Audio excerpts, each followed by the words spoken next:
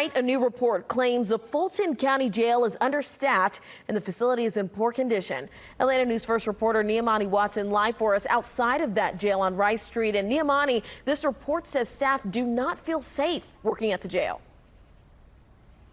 Yes, Sydney, the report says there is nowhere near enough staff to adequately supervise the inmates here. That this comes after a $1.1 billion plan to renovate the jail and build an additional facility. But some say that will not matter if the staffing issues aren't addressed.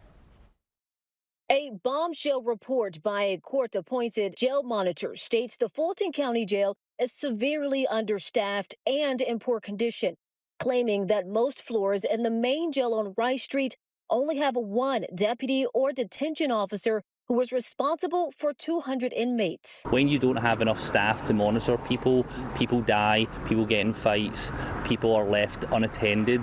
Michael Collins is part of a group that advocates for decarceration.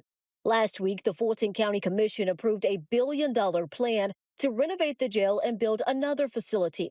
This past Wednesday, Fulton County Sheriff Patrick Labatt says he wants a new facility and spoke about the staffing crisis while criticizing the decision. It is hard to attract good talent when you're asking them to work in these conditions. The report claims the sheriff's office says that because of the lack of supervision due to staffing issues, inmates are able to get access to weapon stocks and create weapons.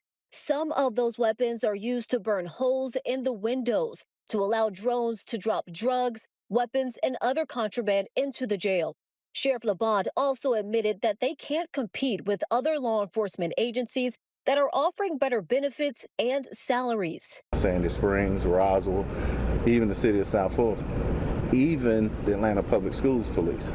Right, we've lost 50 to 70 people just to other agencies. The report also links staffing issues to some maintenance issues, stating that inmates damage items soon after they're repaired and will continue destroying the facilities until staff are adequately able to manage them.